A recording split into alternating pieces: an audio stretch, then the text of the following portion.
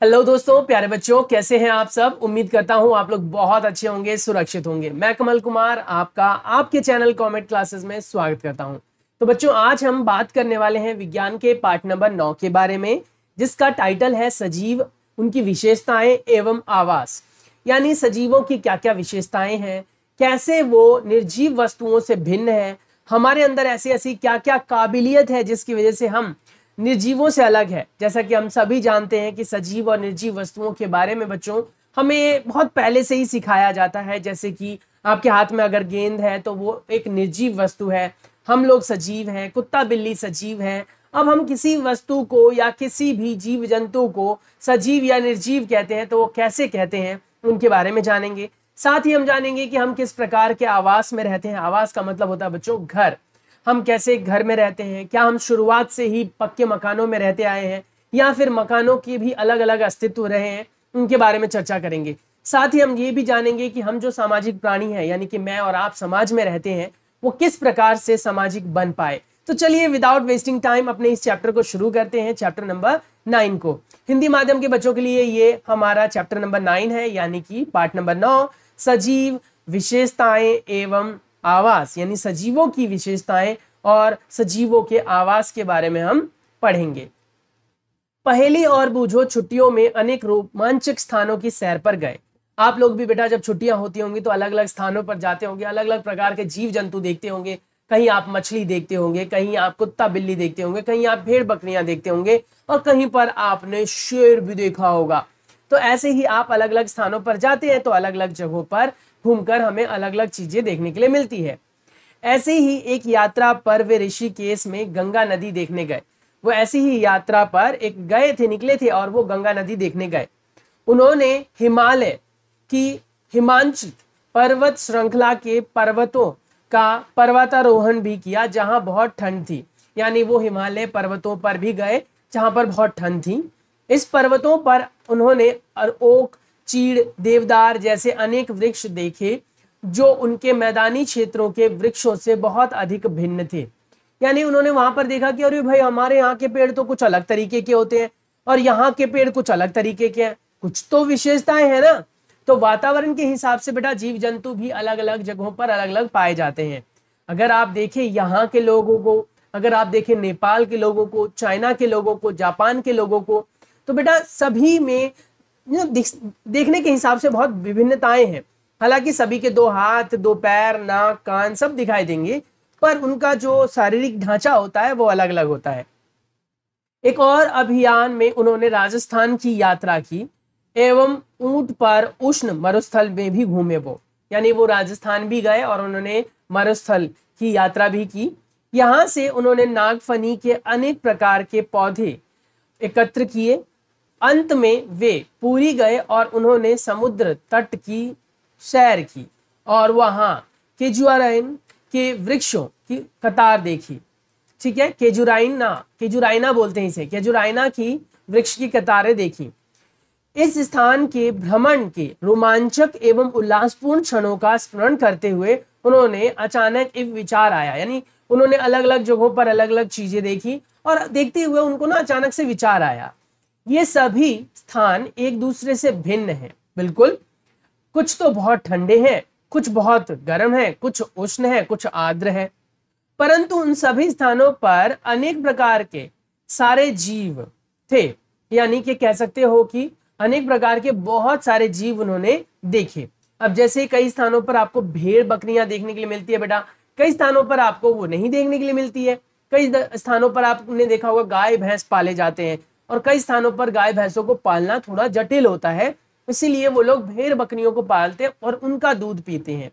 तो सिंपल सी चीज है कि अलग अलग स्थानों पर वातावरण के अंदर बदलाव की वजह से अलग अलग जगहों पर अलग अलग प्रकार के लोग, जीव जंतु और साथ ही बेटा पेड़ पौधे देखने के लिए मिलते हैं।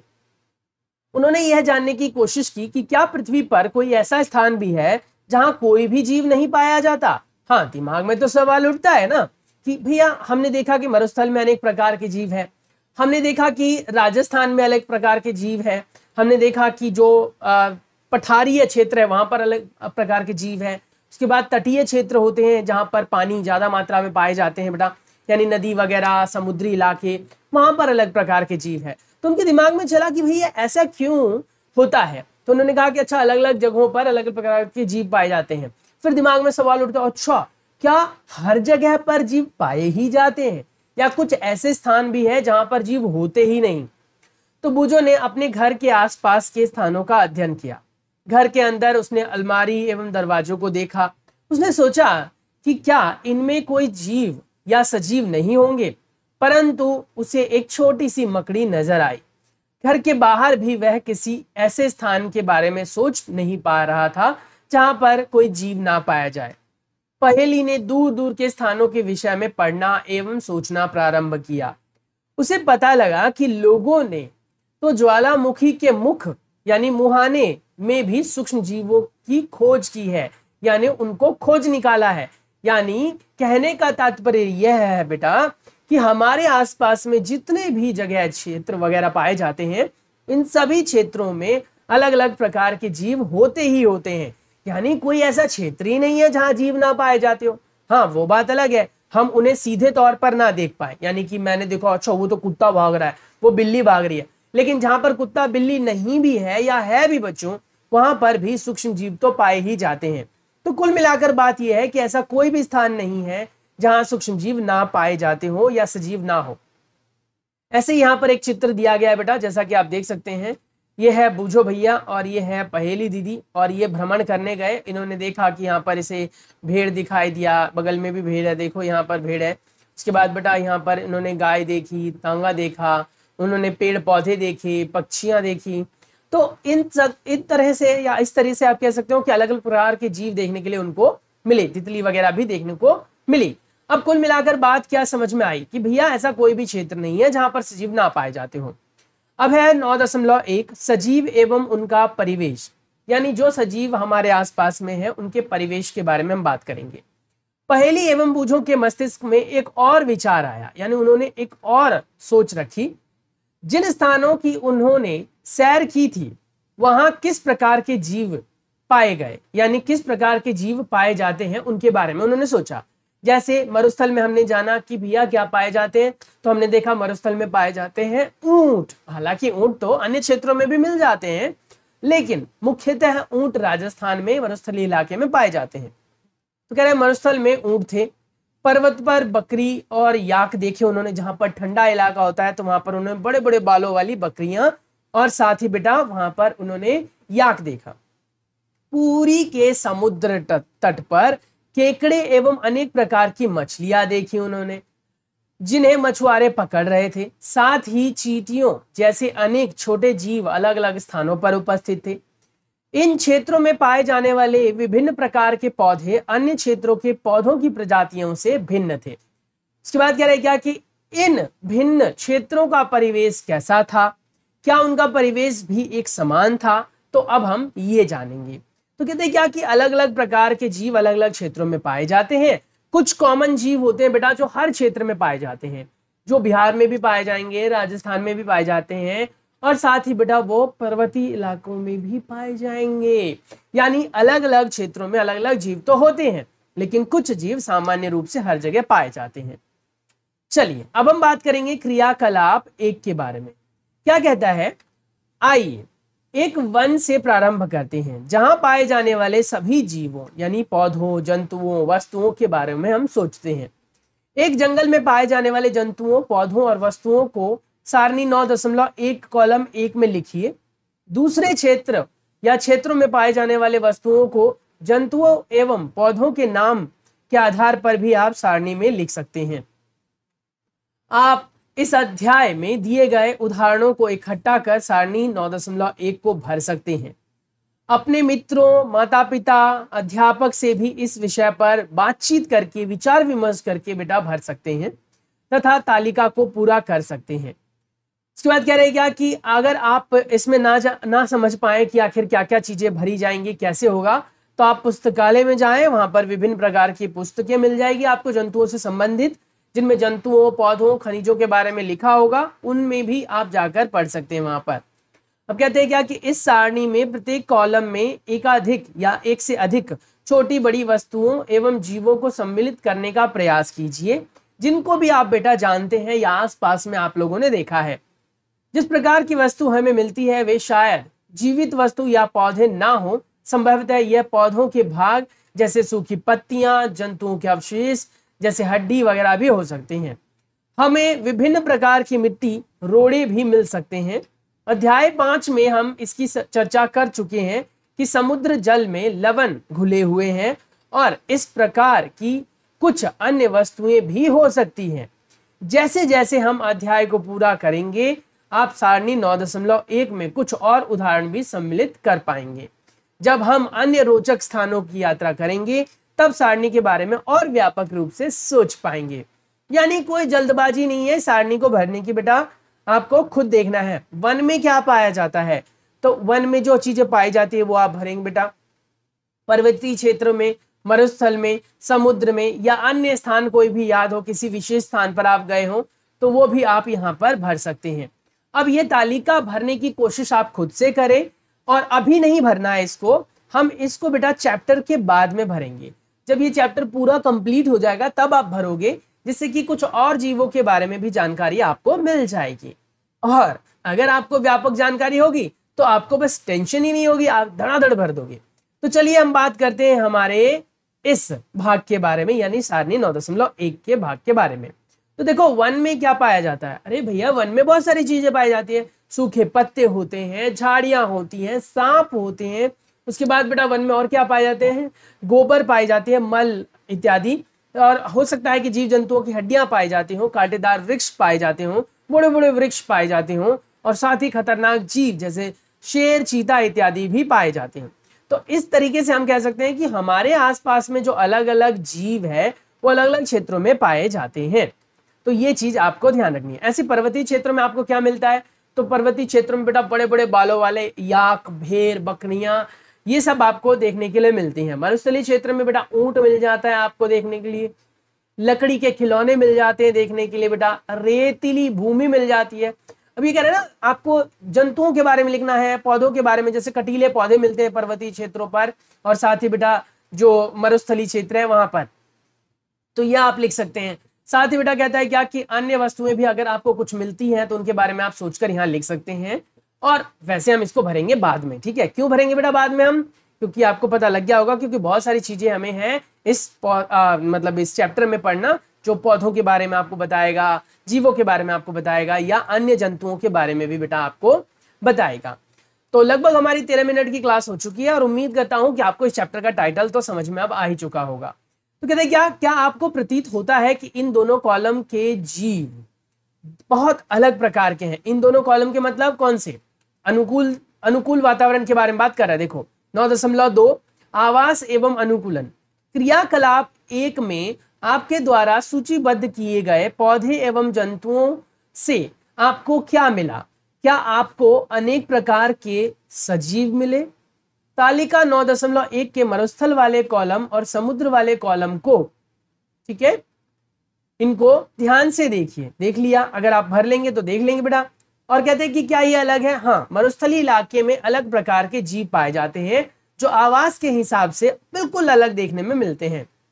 जैसे मरुस्थल में बेटा आपको ऊंट पाए जाते हैं, ऊंट के बारे में हम स्पेशली फोकस कर रहे हैं। या फिर छोटी छोटी पत्तियों वाले झाड़ियां मिलती हैं, कैक्टस मिल जाता है बेटा, कटीले जो पौधे होते हैं वो मिल जाता है। तो इस तरीके से आप जब ध्यान से देखेंगे ना तो आपको ये सब चीजें देखने के लिए मिलेंगी। अब कहते हैं क्या कि इन दोनों क्षेत्रों में किस प्रकार का परिवेश है। समुद्र में जंतु तथा पौधे लवणीय जल यानी खारे जल में रहते हैं, ठीक है, क्योंकि समुद्र का पानी बेटा खारा है, तथा श्वसन के लिए जल में विलय वायु ऑक्सीजन का प्रयोग करते हैं। जैसे बेटा समुद्र की अगर हम बात करते हैं तो समुद्र में आपको मछलियां मिलती हैं और मछलियां क्या करती हैं, जो समुद्र में घुला हुआ बेटा ऑक्सीजन होता है, उसके पानी में घुला हुआ ऑक्सीजन होता है, उन ऑक्सीजन को अवशोषित कर लेती हैं। तो कहीं ना कहीं वो अलग हुए। मरुस्थल में जल बहुत कम मात्रा में उपलब्ध होता है। मरुस्थल दिन में बहुत गर्म, रात में बहुत ठंडा होता है। मरुस्थल में पाए जाने वाले पौधे जंतु भूमि पर रहते हैं, श्वसन के लिए आसपास की वायु का उपयोग करते हैं। तो कुल मिलाकर बात यह कहे कि समुद्री इलाका और मरुस्थलीय इलाका बिल्कुल अलग है। समुद्री इलाका जहां पर बेटा पानी से लोग क्यों कह सकते हैं हम, पानी से जीव कह सकते हैं। तो पानी से जीव श्वसन लेते हैं, वहीं पर मरुस्थलीय इलाके में बेटा वायु से श्वसन लेते हैं। समुद्र तथा मरुस्थल भिन्न प्रकार के परिवेश हैं और हम इन दोनों क्षेत्रों में बिल्कुल भिन्न प्रकार के पौधे और जंतु देखते हैं। क्यों, ऐसा नहीं है क्या? हाँ, बिल्कुल ऐसा ही है। आइए दो भिन्न प्रकार के परिवेश मरुस्थल एवं जल के दो जंतुओं ऊंट और मछलियों का प्रेक्षण करते हुए इनकी शारीरिक संरचना, मरुस्थलीय स्थिति, ये सब जानने की कोशिश करते हैं। अब कहते हैं क्या कि जो पानी में रहने वाले जीव है, जैसे कि आप मछली की बात करें और बेटा मरुस्थल में रहने वाले जीव यानी कि ऊंट की बात करें, तो इन दोनों की संरचना में बहुत भिन्नता है। ऊंट की गर्दन लंबी होती है, जिससे कि ऊंचे ऊंचे जो वृक्ष होते हैं, वृक्ष ऊंचे क्यों होते हैं मरुस्थल के बेटा? क्योंकि जमीन बहुत गर्म हो जाती है और जिसकी वजह से बेटा वृक्ष अगर छोटे रहेंगे तो उनको गर्मी ज्यादा लगेगी और वृक्ष मर जाएंगे, इसीलिए वहां के वृक्ष लंबे होते हैं। साथ ही उनके पत्ते छोटे होते हैं और झाड़ियां कटीली होती हैं। वहीं पर अगर हम बात करें मरुस्थल के अंदर जीव के बारे में यानी कि ऊंट के बारे में, तो ऊंट की गर्दन इसीलिए लंबी है क्योंकि वो ऊंची ऊंची झाड़ियों को, पेड़ पौधों के पत्तों को खा सके। ऐसे उनके लंबे लंबे टांग होते हैं, जिसकी वजह से वो अपने आप को बेटा जो रेतीली जमीन है उनकी गर्मी से बचा सके। ऐसे उसका हम्प होता है बेटा ऊपर की तरफ, कुब्बड़ बोलते हैं जिसे इंग्लिश में कहते हैं हम्प। और वो जो हम्प होता है, हम्प के अंदर वो वाटर स्टोर कर लेते हैं, पानी को एकत्रित कर लेते हैं, जिससे कि लगभग वो 7 से 10 दिन तक बिना पानी पिए भी रह सकते हैं। और सबसे बड़ी बात, वो सुसु बहुत थोड़ा करते हैं और जो सुसु करते भी हैं तो उनका सुसु एकदम गाढ़ा होता है क्योंकि वो सुसु के अंदर का भी पानी अवशोषित करने की ताकत रखते हैं। तो वही है, अलग अलग जीवों की अलग अलग विशेषता। तो कह रहा है क्या कि रहने योग्य बनाती है। ऊंट के लंबे जो पैर होते हैं, जिससे उसका शरीर रेत की गर्मी से दूर रहता है। उसके मूत्र उत्सर्जन में मात्रा भी बहुत कम होती है। मल बहुत ही शुष्क होता है, यानी उसका जो पोटी होता है बेटा वो बिल्कुल सूखा होता है। उसके पसीने स्वेद भी नहीं आता, यानी कि पसीना मतलब स्वेद भी नहीं आता, यानी कि ऊंट को पसीना नहीं निकलता बेटा, क्योंकि शरीर से जल का ह्रास बहुत कम होता है, इसीलिए जल के बिना भी वो कई दिनों तक रह सकते हैं। वहीं पर अगर बेटा मैं और आप और मछलियों की बात करें तो मछलियां तो जल के बिना बिल्कुल भी नहीं रह सकती, हम तो फिर भी रह सकते हैं कुछ देर तक। आइए विभिन्न प्रकार की मछलियों को देखें। इनमें से कुछ को चित्र 9 दशमलव में दर्शाया गया है, परंतु इनमें अधिक किस्म की मछलियों में क्या आपको इनकी आकृतियों के अंदर समानता दिखाई देती है? यानी कि इतने सारी जो मछलियां हैं, क्या इनकी आकृतियों में समानता दिखाई दे रही है? हाँ, सभी के सभी आगे की तरफ से पतले और पीछे की तरफ से पतले, बीच में मोटे हैं, सभी के सभी। ये हमने बेटा पहले भी, इससे पहले के पाठ में भी पढ़ा हुआ है, जिसे हम कहते हैं संरेखीय संरचना।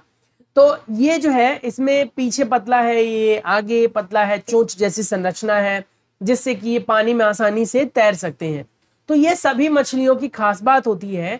बाकी मछलियों में सांस लेने की विधि भी लगभग सभी में एक समान होती है। वो अपने गलफड़ों द्वारा या गिल्स के द्वारा सांस लेते हैं। इन सभी का शरीर जो है धारा रेखीय है। जो रेखीय संरचना मैंने कहा वही धारा रेखीय है, जिसकी चर्चा हम अध्याय 8 में कर चुके हैं। बेटा अगर आपने वो पाठ नहीं पढ़ा, अभी तक ध्यान से नहीं सुना है, तो चैनल पर विजिट करें और आपको वहां से जाकर देख सकते हैं उस पाठ को। उनकी यह आकृति उन्हें जल के अंदर विचरण करने में सहायता करती है, यानी जल में चलने में सहायता करती है। मछली का शरीर चिकने और हल्के सल्कों से ढका होता है। शल्क होते हैं बेटा जो पन्नी जैसी संरचना होती है, जिससे कि मछलियों के जो शारीरिक संरचना होती है उसके ऊपर पानी का असर ना पड़ सके। ये शल्क मछलियों को सुरक्षा तो प्रदान करते ही हैं, साथ ही उन्हें जल में सुगमता से तैरने में सहायता भी करते हैं। हमने अध्याय 8 में चर्चा की थी कि मछलियों की पंख और पूंछ चपटी होती है और साथ ही उन्हें संतुलन बनाए रखने में और तैरने में मदद करती है, दिशा बदलने में मदद करती है, जो उन्हें जल के अंदर दिशा परिवर्तन, संतुलन बनाए रखने में सहायता करती है। मछली के गिल्स यानी क्लोम होते हैं, जिसे आप कहते हैं गलफड़े, और उसकी सहायता से वो सांस लेती हैं, श्वसन प्रक्रिया करती हैं। हम देखते हैं कि मछलियों की संरचना उसे जल में रहने के लिए सहायक बना देती है और मरुस्थल में सहायता करती है जो राजस्थान में रहने वाले जीव जंतु हैं उनको। और वही कह रहे हैं क्या कि ये जीव एक दूसरे स्थानों पर नहीं रह सकते। अगर मान लो मछली को मैं निकाल कर मरुस्थलीय इलाके में लेकर जाऊं तो मर जाएंगे। ऐसे मरुस्थल के जीव को यानी ऊंट को पानी में लेकर जाऊं, पूरा पानी में डुबा दूं तो मर जाएगा। तो वही कह रहा है क्या हमने पृथ्वी पर पाए जाने वाले असंख्य प्रकार के जंतुओं में से केवल 2 के उदाहरण लिए। अभी हमने सिर्फ और सिर्फ फोकस किया मरुस्थलीय इलाका और जो हमारा बेटा जलीय इलाका है, उसमें भी हमने बहुत सारे जीवों की बात नहीं की है। उसमें हमने सिर्फ 2 जीवों की बात की। एक हमने ऊंट की बात की बेटा, और एक हमने बात की किसकी, बताओ बताओ, एक मछली की बात की है। तो ये बात आपको ध्यान रखनी है। आ गया समझ में? तो उस क्षेत्र में रहने की वजह से उनके शरीर के अंदर अंगों में बदलाव आ जाता है। उनका शरीर जो है वो वातावरण के अनुसार कई सालों में जाकर ढल जाता है, और इसी प्रक्रिया को हम अनुकूलन कहते हैं। यह अनुकूलन सभी जीव दिखाते हैं बेटा, आप लोग भी दिखाएंगे, यानी हमारा जो मानवीय जो शरीर है वो भी दिखाता है। कुत्ता बिल्ली भी इस तरीके के परिवर्तन दिखाते हैं, और बेटा पेड़ पौधे भी दिखाते हैं। यानी कि इतना ही नहीं, मछलियां भी दिखाती हैं, और जो पक्षी वगैरह होते हैं बेटा, पंछी वगैरह, वो भी दिखाते हैं। तो कुल मिलाकर बात यह है कि अपने वातावरण के हिसाब से कई लंबे समय अंतराल में बदलाव की प्रक्रिया को हम अनुकूलन कहते हैं। और यह अनुकूलन बहुत जरूरी होता है अपने आप को बनाए रखने के लिए, यानी कि पर्यावरण का हिस्सा बनाए रखने के लिए। तो ये कह रहा है क्या कि हम देखते हैं कि सजीवों की इन सभी किस्मों में ऐसी कुछ विशिष्ट संरचनाएं होती हैं जो उन्हें अपने परिवेश में रहने योग्य बनाती है, जिसमें वे प्रायः पाए जाते हैं। जिस विशिष्ट संरचना और स्वभाव की उपस्थिति किसी पौधे अथवा जंतु को उसके परिवेश में रहने योग्य बनाती है, उसे हम कहते हैं अनुकूलन। यानी कि वो संरचना, वो गुण, वो विशेषता जो किसी जीव को एक परिवेश में रहने योग्य बना देती है। अब देखिए, कुल मिलाकर बात देखिए, क्या हम मछली को बेटा बाहर लाकर रख सकते हैं? नहीं, क्योंकि उनका शरीर बेटा किसके हिसाब से ढला हुआ है? पानी के हिसाब से। क्या हम अपने आप को पानी में ले जाकर जिंदा रख सकते हैं? नहीं। तैरना आता है, कुछ समय तक आप तैर सकते हो, लेकिन आप पानी में रह नहीं सकते। फर्क समझ में आ रहा है ना? तो कहना चाह रहा है यहां पर सिंपल सा कंक्लूजन ये यहां से कि जो भी जीव अपने किसी क्षेत्र में रहकर उसके हिसाब से अपने शरीर में या अपनी विशेषता में बदलाव लाता है, और ये बदलाव 1-2 दिन में नहीं आते, इसमें हजारों साल की प्रक्रिया लगती है, उसे हम अनुकूलन कहते हैं। विभिन्न जंतु भिन्न परिवेश में प्रति अलग अनुकूलित होते हैं, यानी कि भिन्न परिवेश के प्रति उनका अनुकूलन अलग अलग होता है। किसी सजीव का वह स्थान जिसमें वह रहता है उसको हम उसका आवास कहते हैं। कोई अगर आपसे पूछ ले आवास की परिभाषा क्या है, तो आप लिखेंगे जब कभी भी हम किसी जीव की बात करते हैं और जो जीव है वो किसी विशेष स्थान पर रहता है, उसे उसका आवास कहते हैं। जैसे हम लोग बेटा घर में रहते हैं तो हमारा आवास घर है, मकान है ना? अपने भोजन, वायु, शरण स्थल एवं अन्य आवश्यकताओं के लिए जीव जो है अपने आवास पर निर्भर करता है, अपने क्षेत्र पर निर्भर करता है। अब आवास का मतलब आप अपना सिर्फ घर मत समझिए, क्योंकि आपका जो आवास है वो आपका क्षेत्र है, यानी आपको वहां पर सारी आवश्यकता की चीजें मिल जाती है। पापा जॉब पर जा पाते हैं, मम्मी खाना बना पाती है, आप लोग खाते हैं, स्कूल जाते हैं और जीवन यापन कर सकते हैं। तो इसे कहते हैं आवास। आवास का अर्थ है वह स्थान जिसे हम एक घर कह सकते हैं। विभिन्न प्रकार के पौधे, जंतु एक ही आवास में संयुक्त रूप से रह सकते हैं, यानी अलग अलग प्रकार के जो पौधे और जंतु है बेटा वो इकट्ठे भी रह सकते हैं। जैसे कि अपने हम आसपास के रीजन की बात करें, अगर आप महाराष्ट्र में हैं तो वहां पर आप बिहार के, गुजरात के, बंगाल के, दिल्ली के लोगों को भी देख सकते हैं। ऐसे ही अगर आप दिल्ली में रह रहे हैं तो आप दिल्ली के आसपास के क्षेत्रों के साथ साथ बेटा दूर दराज के क्षेत्रों के लोगों को भी देख सकते हैं। तो वही कह रहेगा कि एक ही आवासीय क्षेत्र में संयुक्त रूप से पौधे और जंतु दोनों रह सकते हैं। स्थल की बात करते हैं। स्थल पर पाए जाने वाले जो भी पौधे और जंतु हैं उनके स्थान को हम स्थलीय आवास कहते हैं, या फिर ऐसे जीव को हम स्थलीय आवासीय जीव कहते हैं जो जमीन पर रहते हैं। वहीं पर कुछ ऐसे जीव हैं जो पानी के अंदर रहते हैं, तो उन्हें हम कहते हैं जलीय आवासीय जीव, यानी जलीय आवास में रहने वाले जीव। जैसे कहता है वन, घास के मैदान, मरुस्थल, तटीय क्षेत्र, पर्वतीय इलाके, ये सभी जो है बेटा स्थानीय आवास क्षेत्र के कुछ उदाहरण हैं।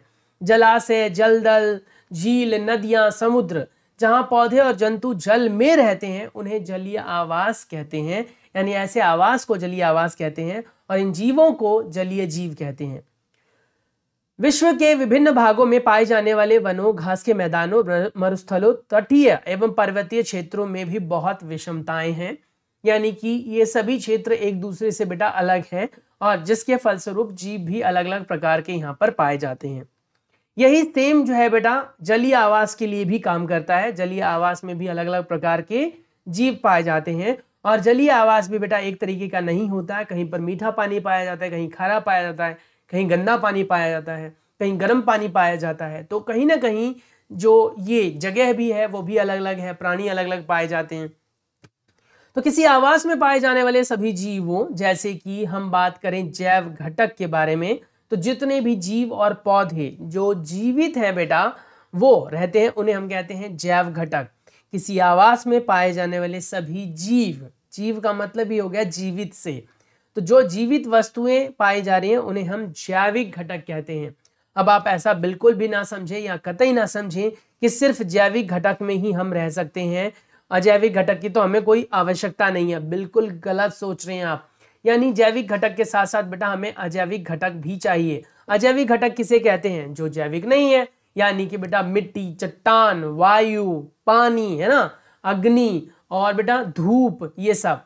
तो चट्टान, मिट्टी, वायु, जल, ये जैसी ऐसी कुछ चीजें हैं जो निर्जीव हैं बेटा, लेकिन हमारे आवासीय क्षेत्र के लिए जरूरी हैं, तो इसलिए कहेंगे हम अजैविक घटक।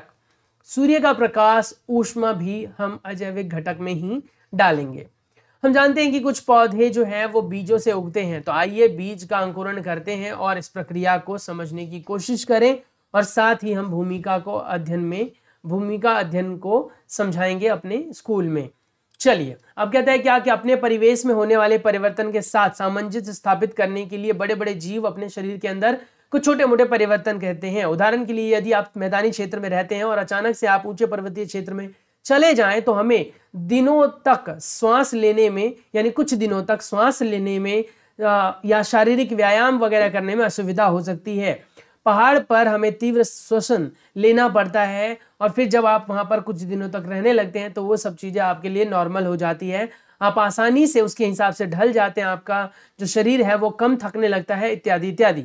हमें श्वास से परेशानी नहीं होती श्वास लेने में, और अल्प अवधि के अंदर हमारा शरीर जो है वो इस प्रकार के बदलाव कर लेता है। हमारा शरीर जो छोटे छोटे परिवर्तनों को करता है छोटे छोटे समय अंतराल में, उसे कहते हैं पर्यानुकूलन, यानी पर्यावरण के हिसाब से अनुकूलन। अनुकूलन का तात्पर्य हम पढ़ चुके हैं, अपने पर्यावरण के हिसाब से बदलने की प्रक्रिया को अनुकूलन कहते हैं। वही अनुकूलन अगर बहुत लंबे समय में, हजारों वर्ष में ना होकर सिर्फ कुछ घंटों और मिनटों में हो, उसे हम कहते हैं पर्य अनुकूलन। ठीक है, क्या कहते हैं? पर्य अनुकूलन, यानी पर्यावरण के हिसाब से अनुकूलन। यह परिवर्तन हजारों वर्षों में हुए अनुकूलन की प्रक्रिया से भिन्न होते हैं। यानी अनुकूलन की प्रक्रिया बेटा लंबी प्रक्रिया है, वहीं पे पर्य अनुकूलन की प्रक्रिया जो है वो उतनी लंबी नहीं है जितनी हमने अनुकूलन के बारे में पढ़ते हुए पढ़ा। अब हम बात करेंगे बेटा हमारे नए टॉपिक के बारे में, यानी कि हम बात करेंगे क्रियाकलाप 2 के बारे में। ठीक है, जैसा कि ऊपर हमें बताया गया था कि क्रियाकलाप जो 2 है उसमें हम जानेंगे किस तरीके से अंकुरण की प्रक्रिया होती है। तो कहते हैं अध्याय 1 में दिए गए क्रियाकलाप 5 का स्मरण कीजिए। यानी अध्याय 1 में जो क्रियाकलाप 5 आपने पढ़ा था बेटा, उसको हमें ध्यान से स्मरण करना है। इस क्रियाकलाप में मूंग के बीजों से अंकुरण निकला था और अंकुरित हो गए थे। यस, बिल्कुल सही है, अंकुर बाहर निकला। लेकिन बेटा क्या अंकुर बनाने के लिए या अंकुरित होने के लिए क्या पानी की आवश्यकता नहीं पड़ी थी? पड़ी तो थी। वही हमने ऊपर पढ़ा था कि जो जैविक घटक होते हैं बेटा वो अकेले काम नहीं करते हैं, उनके लिए अजैविक घटकों की आवश्यकता होती है। अब एक बात बताइए, आपका जो पेड़ पौधे हैं क्या वो जैविक है या अजैविक? जल्दी से। ऑब्वियसली वो जैविक है, क्योंकि वो जीवित प्राणी है बेटा, वो भी अपना वृद्धि विकास करते हैं और साथ ही बेटा जीवन की प्रक्रिया को दिखाते हैं। वहीं पर अगर हम बात करते हैं पानी अजैविक है, लेकिन आपको क्या लगता है जो पानी है, धूप है, कार्बन डाइऑक्साइड है, क्या इनके बिना पौधे अपना प्रकाश संश्लेषण कर पाएंगे? यानी कि पौधे क्या अपना वृद्धि विकास कर पाएंगे? नहीं। हम लोग भी बेटा खाना खाते हैं, हम खाने में बहुत सारी चीजें जैविक लेते हैं, मानता हूं पेड़ पौधे हम खाते हैं, फल फ्रूट खाते हैं, ठीक है, मान ली बात। लेकिन आपको क्या लगता है कि ये जीव खाली इतने से काम चल जाता है? नहीं। यानी कि उसके लिए हमें अजैविक चीजों की भी जरूरत पड़ती है। तो इस प्रकार से हम कह सकते हैं कि कहीं ना कहीं अंकुरण के लिए हमें जल की आवश्यकता पड़ी। तो बिना जल के अंकुरण की प्रक्रिया हम नहीं कर सकते हैं। तो हमारे जीवित रहने के लिए भी हमें सिर्फ और सिर्फ जैविक वस्तुओं की आवश्यकता नहीं होती है बच्चों, हमें अजैविक वस्तुओं की भी आवश्यकता होती है। जैसे कि आप खाना खाते हैं, अभी मैंने बताया, तो उसमें बहुत सारी चीजें हम जैविक लेते हैं, लेकिन हमें जल की आवश्यकता होती है। हम पानी पीते हैं बेटा, साथ ही हमें बेटा नमक की आवश्यकता होती है हमारे शरीर के अंदर, लेकिन नमक जो है अजैविक है। तो इसीलिए हम कह सकते हैं कि हमें जितने भी खनिज पदार्थ चाहिए होते हैं वो सभी के सभी अजैविक होते हैं, और जो फल फ्रूट इत्यादि खाते हैं वो जैविक पदार्थों का हम भाग कह सकते हैं। तो इसीलिए कोई भी जैविक वस्तु कहें हम या कोई भी जीव कहें हम, वो सिर्फ जैविक से रिलेटेड नहीं होते, उनको अजैविक वस्तुओं से भी जोड़ा जाना चाहिए, क्योंकि बिना अजैविक वस्तुओं के जीवित वस्तुओं का अस्तित्व ही नहीं है। यहाँ पर धरती के ऊपर बेटा जल है, धरती के ऊपर वायु है, धरती के ऊपर जो है विभिन्न प्रकार की वस्तुएं हैं, इसीलिए हम सजीव की तरह जी पा रहे हैं, रह पा रहे हैं। चलिए देखते हैं आगे क्या लिखा हुआ है। तो कह रहे हैं क्या कि हमने नए पौधे को प्रारंभ किया, अंकुरित किया था। मूंग के कुछ सूखे बीजों को एकत्रित कीजिए और कुछ दिन बीजों के एक ढेर को अलग रख दें तथा शेष को दिन के लिए यानी एक दिन के लिए पानी में भिगोने के लिए रख दें। भीगे हुए बीजों को 4 हिस्सों में बांटें, उसमें से एक हिस्से को 3-4 दिनों के लिए पूरी तरह पानी में डुबोकर रख दें। सूखे हुए बीजों तथा अन्य पानी से पूरी तरह डूबे हुए बीजों को बिल्कुल ना हिलाएं और भीगे बीजों में से एक भाग को धूप में या धूप वाले कमरे में तथा दूसरे भाग को अंधेरे में रख दें, जैसे कि अलमारी, जैसे कि धूप नहीं जहां पर जाती है वहां पर रख दें। अंतिम भाग को कुछ ठंडे वातावरण में रख दें यानी रेफ्रिजरेटर में, और उनके या फिर कह सकते हो अगर रेफ्रिजरेटर नहीं है तो उनके चारों भाग में बर्फ रख सकते हैं आप। 3 भागों को प्रतिदिन जल में नम रखें यानी जल में रखें उन्हें और जल को निकाल दें। कुछ दिन बाद आप क्या देखेंगे? क्या सभी 5 भाग समान रूप से अंकुरित हुए हैं? नहीं। क्या आप प्रकाश से दूर रखे भाग का, अत्यधिक ठंडे परिवेश में रखे हुए अंकुरण का या कोई भी अंकुरण नहीं होने को देखते हैं?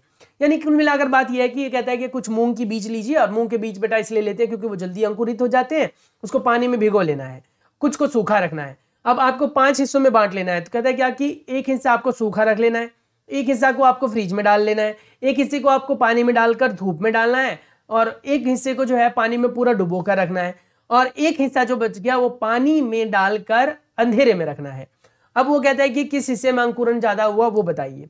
तो आप देखेंगे बेटा जिस हिस्से में पानी है, जिस हिस्से में धूप है, उस हिस्से में बेटा अंकुरण ज्यादा होगा।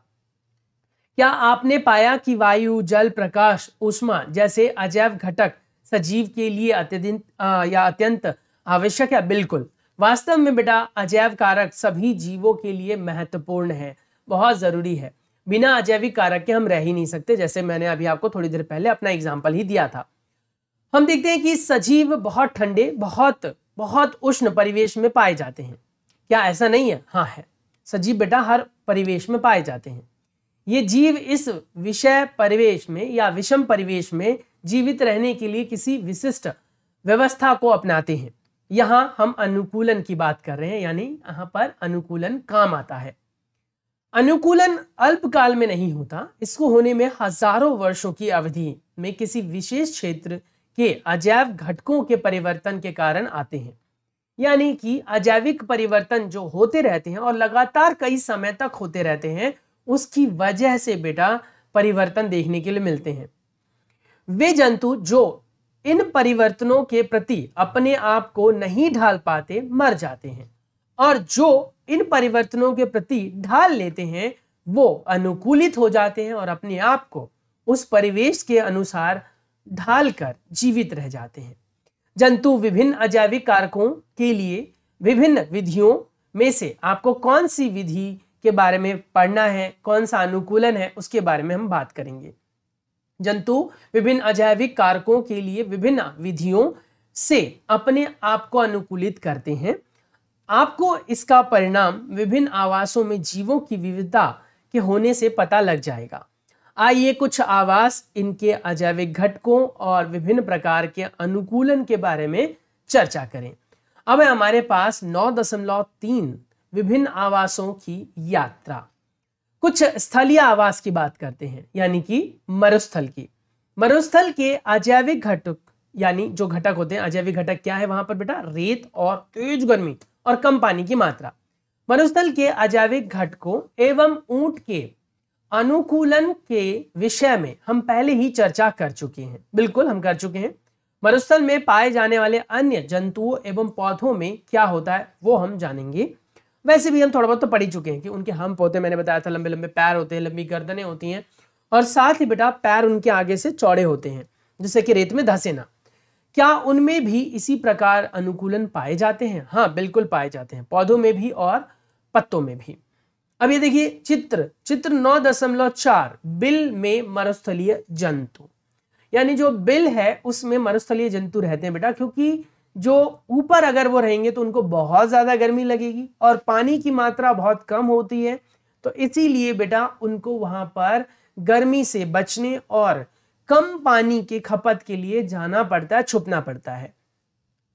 मरुस्थल में रहने वाले चूहे एवं सांप के ऊंट की भांति लंबे पैर नहीं होते हैं, यानी कि इनके पैर बहुत छोटे होते हैं और अगर ये रेत पर चले तो बेटा बहुत गर्मी होने के कारण जल जाएंगे। इसीलिए ये क्या करते हैं? बिल में घुसकर रहते हैं। दिन की तेज गर्मी से बचने के लिए वो भूमि के अंदर गहरे बिलों में रहते हैं और रात्रि के समय जब तापमान में कमी आती है तो ये जंतु बाहर निकलते हैं, शिकार करते हैं, खाना खाते हैं और दिन में फिर घुस जाते हैं। मरुस्थल में उगने वाले कुछ सामान्य पौधों को चित्र 9.5 में दर्शाया गया है। यह पौधे मरुस्थल में या मरुस्थल के प्रति किस प्रकार अनुकूलित है ये देखिए। जैसे देख सकते हैं बेटा, यहाँ पर झाड़ियां हैं, पतली पतली पत्ते हैं नहीं इनके, और बेटा इनकी झाड़ियों के ऊपर कांटे हैं या फिर पतले पत्ते हैं, या फिर कैक्टस को आप देख सकते हो जो बहुत मोटे होते हैं और इनके अंदर पानी भरा हुआ होता है। तो इस प्रकार से ये अनुकूलित करते हैं।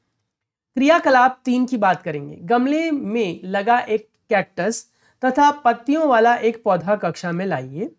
दोनों पौधों के कुछ भागों को पॉलीथीन या थैली से ढककर उस प्रकार या उसी प्रकार बांधिए जिस प्रकार आपने अध्याय 7 के क्रियाकलाप 4 में बांधा था। वाष्पोत्सर्जन के बारे में पढ़ते हुए याद कीजिए, हमने पौधा लिया था और पौधे का आधा हिस्सा हमने थैली से बांध दिया था और आधे को हमने नहीं बांधा था। ऐसे यहां पर कह रहा है, गमले में लगे पौधे को धूप में रख दीजिए और कुछ घंटे तक उसको आप ऑब्जर्व कीजिए, महसूस कीजिए। बाद में इसका प्रेक्षण करें। आपने क्या देखा? क्या आप दोनों पॉलीथीन की थैलियों में एकत्रित जल की मात्रा में कोई अंतर देखते हैं? हाँ, बिल्कुल देखते हैं। जो बेटा सामान्य पौधा होगा उसमें वाष्पीकरण की दर ज्यादा होगी और वो ज्यादा पानी रिलीज करेगा, ज्यादा पानी छोड़ेगा। वहीं पर कैक्टस का जो पौधा होता है बेटा वो मरुस्थलीय पौधा है और मरुस्थलीय पौधा होने की वजह से उसको पानी की कम मात्रा भी दी जाए तो वो अपने अंदर संजो कर रखता है भोजन बनाने के लिए। वो पानी का लॉस नहीं करता, पानी का नुकसान नहीं करता है। तो वही कह रहा है क्या कि मरुस्थलीय पौधे में वाष्पोत्सर्जन द्वारा जल की बहुत कम मात्रा निष्कासित होती है और निष्कासित करते हैं। मरुस्थलीय पौधे में पत्तियां तथा जो भी उपस्थित होते हैं कांटे वाटे वो अनुपस्थित होते हैं। मतलब पत्तियां, जो मोटे पत्तियां होती हैं वो अनुपस्थित होते हैं। पत्तियां होती हैं, पतली वाली पत्तियां होंगी बहुत छोटी छोटी या फिर होंगी नहीं अथवा बहुत छोटी होती हैं। कुछ पौधों में पत्तियां कांटों तथा शूल के रूप में परिवर्तित हो जाती है। इससे पत्तियों से होने वाले वाष्पोत्सर्जन यानी कि जल का ह्रास जो होता है उसमें कमी होती है।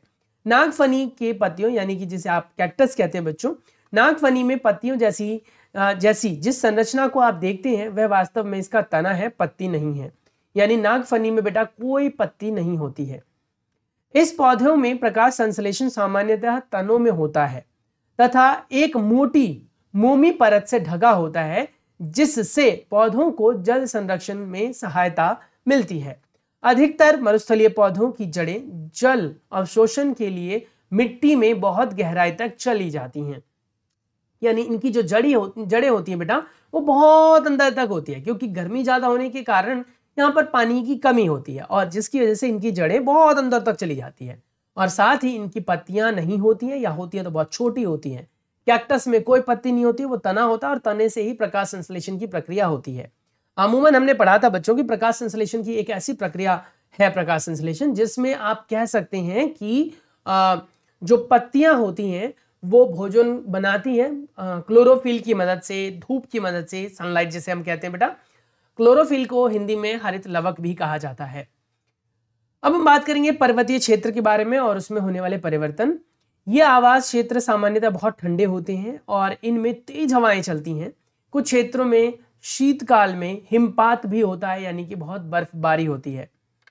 पर्वतीय क्षेत्र में पौधे एवं जंतुओं की अनेक प्रजातियां पाई जाती हैं। क्या आपने चित्र 9.1 में पाए गए वृक्ष को देखा है, यानी ऐसा वृक्ष कोई देखा है आपने? हाँ बेटा देखा ही होगा, अवश्य देखा होगा। ये आपने जो क्रिसमस सेलिब्रेट करते हैं उसमें ऐसा ही ट्री तो होता है, क्रिसमस ट्री। यदि आप पर्वतीय क्षेत्र में रहते हैं अथवा वहां घूमने गए हैं तो आपने ऐसे वृक्ष जरूर देखे होंगे। परंतु क्या आपने ऐसे वृक्ष को अन्य क्षेत्रों में भी देखा है? हाँ, कुछ क्षेत्रों में ऐसे दिखते हैं, पर ज्यादातर ये वृक्ष जो है पर्वतीय क्षेत्र में ही पाए जाते हैं। ये वृक्ष अपने आवास में विद्यमान परिस्थितियों में रहने के लिए किस प्रकार अनुकूलित है? ये वृक्ष लिखा हुआ है, ये वृक्ष सामान्यतः शंक्वाकार होते हैं तथा इसकी शाखाएं तिरछी होती है। इनमें से कुछ वृक्षों की पत्तियां सुई के आकार की होती है। इनमें वर्षा का जल एवं हिमपात सरलता से इसमें से गिर जाता है, यानी इससे वर्षा का जल नीचे गिर जाता है और हिमपात में जो बर्फ होती है वो भी नीचे आ जाता है, क्योंकि पतली पतली पत्तियां होती हैं। और कुछ शंक्वाकार होता है, यानी कि तिकोना बना होता है, नीचे ज्यादा बड़ी होती है फिर छोटी छोटी छोटी। इससे बर्फ जब गिरती है तो बेटा तो वो नीचे ऐसे करके आ जाती है। पर्वतों पर इन वृक्षों से अधिक भिन्न आकृतियां एवं आकार वाले वृक्ष भी मिलते हैं। पर्वत पर जीवित रहने के लिए इनमें कुछ अन्य प्रकार का अनुकूलन भी हो सकता है। हम सभी के बारे में अगर चर्चा करेंगे बेटा तो बहुत मुश्किल हो जाएगी, तो इसीलिए हमने कुछ के बारे में बात की। पर्वतीय क्षेत्र में पाए जाने वाले जंतु भी वहां की परिस्थिति के अनुसार अनुकूलित होते हैं। जैसे कि बेटा यहाँ पर आप देखिए इसको, तो ये अनुकूलित है। इसमें जो इसके बाल है बिल्कुल एकदम सफेद सफेद है ना, और ये बर्फ में छुप सकता है। मोटी त्वचा होती है और बाल बहुत बड़े होते हैं। इनकी त्वचा मोटी और फर जो होता है मोटा मोटा, जो बड़ी बड़ी बाल होते हैं, इनकी बड़ी बड़ी संरचना, वो उनको ठंड से बचाती हैं। उदाहरणतः शरीर को गर्म रखने के लिए याक का शरीर लंबे बालों से ढका होता है। पहाड़ी तेंदुए के शरीर पर फर पाए जाते हैं। यह बर्फ पर चलते समय उसके पैरों को ठंड से बचाते हैं। पहाड़ी बकरी के मजबूत खुर उसे ढलान पर यानी चट्टानों पर दौड़ने और चढ़ने के लिए मजबूत बनाते हुए अनुकूलित करते हैं। जैसे ही हम पर्वतीय क्षेत्र के ऊपर चढ़ जाते हैं या जैसे जैसे हम ऊपर चढ़ते हैं, परिवेश का स्वरूप भी बदलता जाता है और हमें विभिन्न ऊंचाई पर पाए जाने वाले जीवों के अनुकूलन में भी विविधता दिखाई देती है।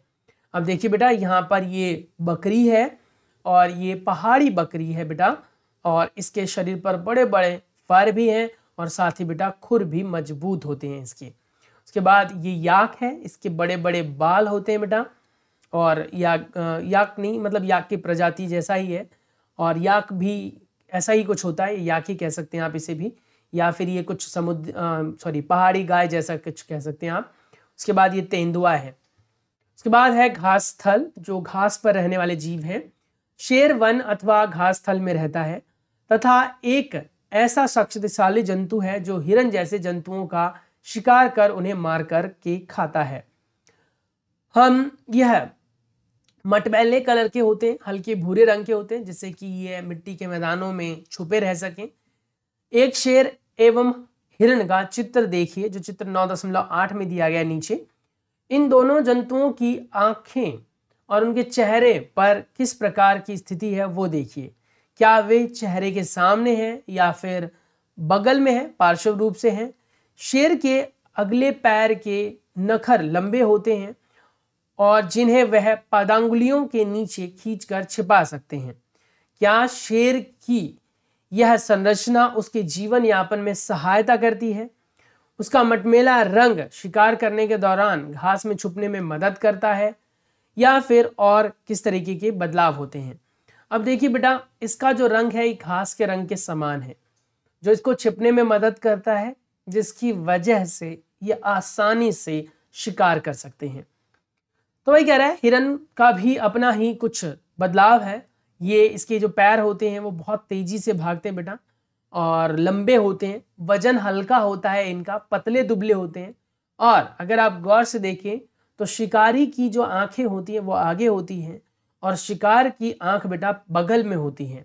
गाय, भैंस, इन सबको देखो अगर, तो इनकी आंखें बगल में होती है यहाँ पर, जिससे कि ये आगे भी देख पाते हैं बेटा और पीछे भी देख पाते हैं। तो अगर कोई शिकार करने पीछे से भी आएगा तो ये देख पाएंगे। इसीलिए शिकार यानी शेर जैसे प्राणियों की आंखें सिर्फ सामने होती हैं, और शिकारी यानी कि जैसे हिरण है, इसकी आंखें बगल में होती हैं। दैट्स इट, इतना ही है। तो यहाँ पर पढ़ सकते हैं आप बेटा, शेर, हिरन तथा अन्य जंतुओं एवं पौधों में और भी बहुत सी विशिष्ट संरचनाएं होती हैं जो उन्हें उनके आवास में जीवित रहने योग्य बनाती हैं। अब हम कुछ जलीय आवास के बारे में बात करेंगे, समुद्र में रहने वाले जीवों के बारे में बात करेंगे। समुद्र में रहने वाली मछलियों के अनुकूलन के विषय में हम चर्चा कर चुके हैं। दूसरे बहुत से समुद्री जंतुओं का शरीर भी धारा रेखीय होता है, जिससे वे जल में सुगमता से चल सकते हैं, तैर सकते हैं। जैसे कि आप कह सकते हैं स्क्विड और ऑक्टोपस जैसे समुद्री जंतु शरीर जो है वो आम तौर पर धार्य रेखीय नहीं होता। वे समुद्र की गहराई में तलहटी में रहते हैं और अपनी ओर आने वाले शिकार को पकड़ते हैं, और जब वे जल में चलते हैं तो अपने शरीर को धारा रेखीय बना लेते हैं। जल में श्वास लेने के लिए इनमें गिल होते हैं, यानी कि क्लोम होते हैं। शिकार का पता भी नहीं चलता, चेहरे के सामने की आंखें जो है वो दूर तक शिकार कर सकते हैं। वही मैंने आपको जो बताया वही लिखा हुआ है। घास के मैदान में जो शिकारी होते हैं बेटा, उनके दांत मजबूत होते हैं, और साथ ही उनकी जो उपस्थिति होती है वो भी बहुत, आगे के दांत बहुत लंबे से होते हैं, पैने से होते हैं। कान बड़े होते हैं शिकारी के, जिससे कि वो गतिविधियों को भाप सके। आंख दोनों बगल में होते हैं, जिससे कि वो आसानी से पहचान सके अपने शिकारी को। डॉल्फिन की बात करें, वेल की बात करें, जैसे कुछ जंतुओं में गिल्स नहीं होते हैं। ये सिर पर, जो इनका सिर होता है उन पर स्थित नासा द्वार अथवा वात छिद्रों द्वारा सांस लेते हैं। आपने भी देखा होगा बेटा, वेल को सांस छोड़ने के लिए बाहर आना पड़ता है, सांस लेने के लिए बाहर आना पड़ता है। ये जल में लंबे समय तक बिना श्वास के रह सकते हैं, और वे समय समय पर समुद्री सतह पर आकर श्वसन छिद्र से जल बाहर निकालते हैं और श्वास द्वारा वायु अंदर ले लेते हैं।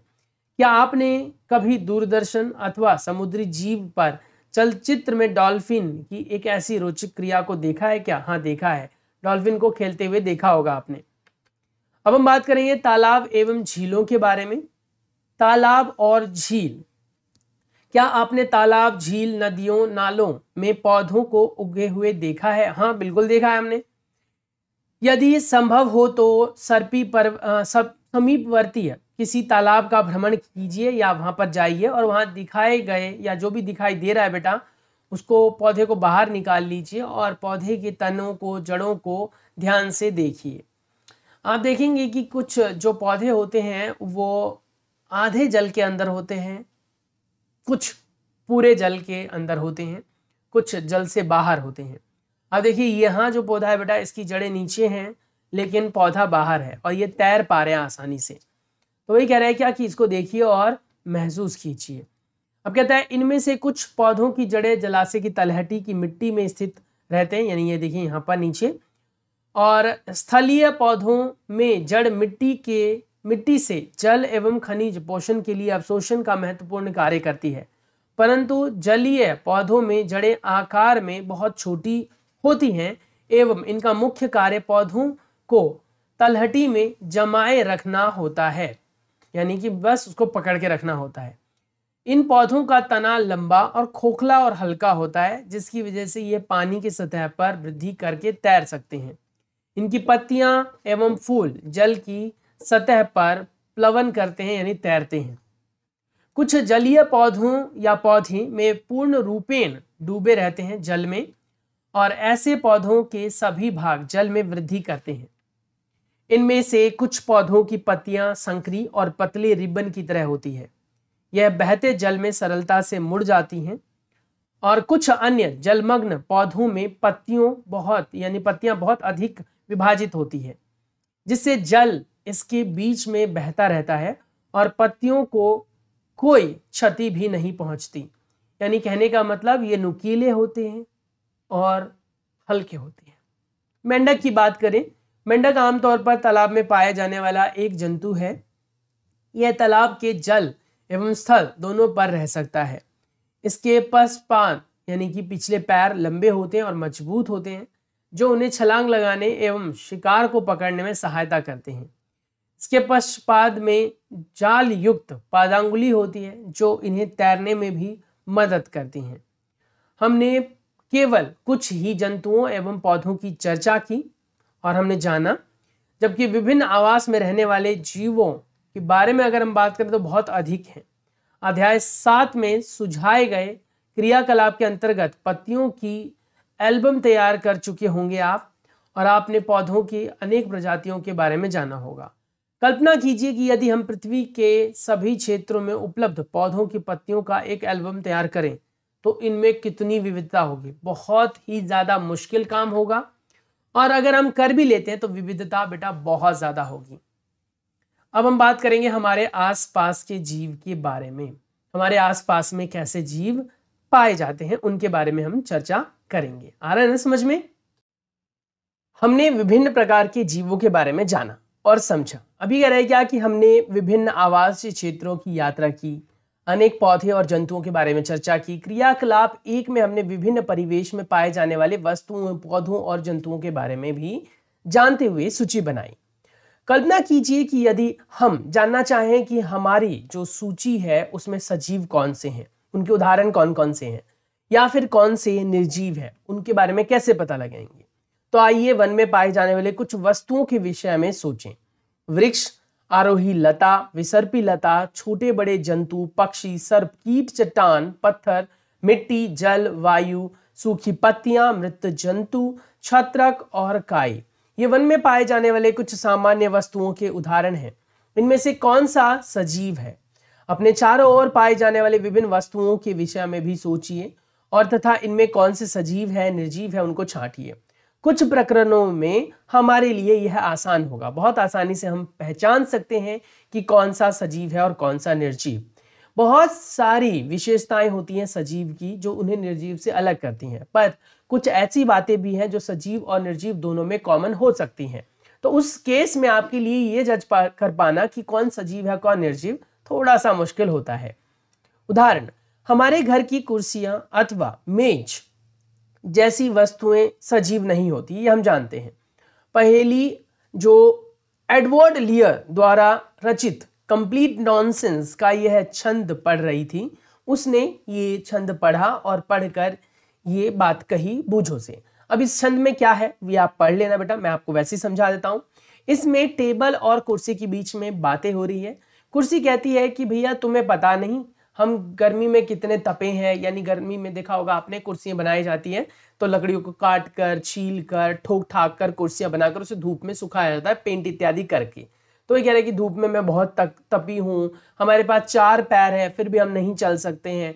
तो बेचारा जो टेबल है और कुर्सी है उनके बीच में बातें होती रहती है और बाद में पता लगता है मेज ठंड आँख भरते हुए कहती है कि कोशिश करने में भी क्या हर्ज है, हमारे भी पैर जो है वही कह रहे हैं हमारे पास भी उतने पैर हैं जितने तुम्हारे पास, हम दोनों पैर पर क्यों नहीं चल सकते हैं। यानी कि कुर्सियां जो होती हैं उनको हम देखा होगा आपने कि आगे पकड़ते हैं और 2 टांगों पर घसीटते हुए ले जाते हैं, पर टेबल ऐसा नहीं होता है, टेबल को हमें उठा कर ले जाना पड़ता है। तो वही बातें उन दोनों के बीच में चल रही थी। तो कहीं ना कहीं यहाँ से कंक्लूजन ये निकला कि पहेली और बूझो को कविता बहुत अच्छी लगी। मुझे पर्सनली पूछो तो मुझे अच्छी नहीं लगी, पर हाँ उससे उन्होंने सीखा कि वे जानते हैं कि मेज और कुर्सी सजीव नहीं है, अतः ये तो चल नहीं सकते और ना ही बोल सकते। हम जानते हैं कि कुर्सी, मेज, पत्थर अथवा एक सिक्का सजीव नहीं है। इसी प्रकार हम जानते हैं कि हम जीवित हैं और हमारी ही तरह जो संसार में अन्य मनुष्य, कुत्ता, बिल्ली, बंदर, गिलहरी, कीट जैसे जंतु भी सजीव है। हमने ये कैसे पता लगाया, हमें कैसे पता चलता है कि कोई वस्तु सजीव है? कभी कभी यह निर्णय लेना बहुत ही मुश्किल हो जाता है कि वो सजीव है या निर्जीव। हम कहते हैं कि पौधे सजीव है, परंतु वे कुत्ते, बिल्ली, कबूतर की भांति चल नहीं सकते, पर बाकी कार्य कर सकते हैं जो सजीव करते हैं। दूसरी ओर एक कार, बस चल सकती है, फिर भी हम उन्हें निर्जीव कहते हैं। पौधे एवं जंतु समय समय पर जो है वो वृद्धि करते हैं। कई बार हमने जो निर्जीव वस्तु है उन्हें भी वृद्धि करते हुए देखा होगा, जैसे कि कहता है कि बादल का आकार भी वृद्धि करता है, गुब्बारे की जो गुब्बारे का आकार होता है वो भी वृद्धि करता है बेटा। उसके बाद जो बुलबुले होते हैं वो भी वृद्धि करता है। तो ये कह रहे हैं क्या कि इसका अर्थ तो बादल सजीव होनी चाहिए, गुब्बारे सजीव होनी चाहिए, बुलबुला सजीव होना चाहिए, जबकि कहता है नहीं। आखिरकार हम निर्जीव और सजीवों में अंतर किस प्रकार कर पाएंगे? क्या सजीवों की कुछ विशेष लक्षण होते हैं जो उन्हें निर्जीवों से अलग करते हैं? बिल्कुल हाँ, आप स्वयं सजीवों का एक बहुत बड़ा उदाहरण है। ऐसे कुछ लक्षण सोचिए जो आपके अंदर हैं और निर्जीव से आपको अलग करते हैं।